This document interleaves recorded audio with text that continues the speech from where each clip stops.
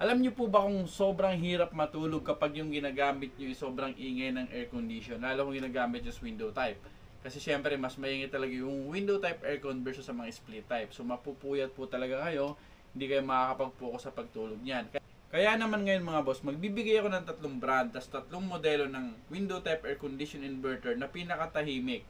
Para syempre meron naman kayong option or pagpipilian at hindi kayo magkamaling bumili ng aircon na sobrang ingay at para hindi kayo mahirapan sa pagtulog. Tara, simulan na natin.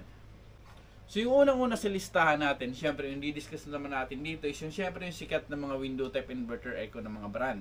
So yung unahin na nga natin dito is si LG. So yung modelo niya is yung LA100GC. So magtatakil lang ako ng konting specs niya and then yung tatalon na tayo dun kung gaano nga ba kaingay or yung decibel niya. So ayun, 1 horsepower inverter siya, dual inverter. So meron siyang kilowatt manager.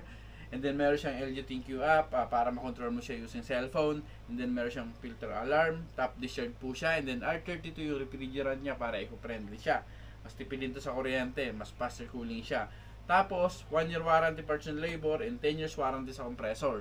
So yung SRP ng LG na to is 40,888. Ngayon yung presyo nito sa market is pumapalo siya ng 24,498. So yan na nga, kung magbe-base ka sa ingay nito, yung decibel niya sa low operation is 44 decibel. So tandaan nyo, yung low operation na yan, so minsan nasa fan yan. Kung naka-high kayo, mas maingay yung indoor unit nyo ng aircon nyo. Kung naka-mid kayo, medyo maingay siya. And then syempre, kung naka-low operation kayo, which is yung naka-low yung fan nyo, hindi nakatodo yung compressor nyo, is nasa 44 decibel lang. So yung katumbas ng 44 decibel is para kayo nasa library actually, or nasa study room. So, napakaganda nito kung gagamitin siya pang kwarto, pang study room. So, akma-akma to kung bibili kayo ng isang aircon na gusto yung tahimik. So, yun, ilista nyo na yung LG LA100GC2. Tatalo na kagad tayo sa pangalawang aircon sa brand. So, yung pangalawang brand natin is yung Midea na FP51ARA010HE. So, 1 horsepower din siya na full DC inverter. Tapos, U-shape yung design niya. So, nagkaroon kasi ng mga aircon na U-shape para to sa mga kung yung ginagamit yung sliding window, mas okay to para hindi na hassle ilagay dun sa kwarto nyo. Tapos yung ginagamit yung refrigerant is yung R32 refrigerant din, which is eco-friendly rin, mas matipid sa kuryente. And then yung kanyang kilojoules per hour is nasa 9,459 and then yung EER niya is 13.0. So mas mababa to sa kuryente actually. 733 watts lang siya.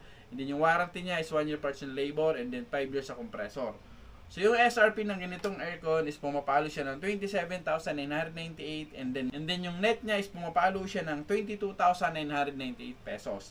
At yun na nga, syempre yung decibel niya, once na naka-low operation to, is pumapalo lang siya ng 42 decibel.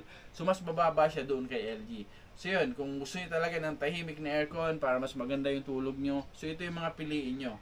Midea brand to. So yung pangatlo natin mga boss is hindi naman sa inyo lingid yung brand na Colin. So yung model ng Colin is yung CAG100 CINV.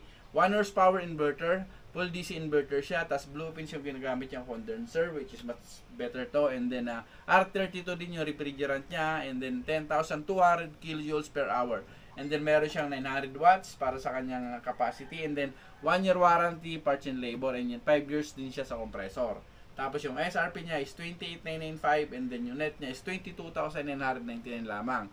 Tapos ayun, yung decibel niya once na naka-low operation kayo is pumapalo lang din siya ng 42 decibel. So yun talaga yung mga pang study room, mga pang bedroom.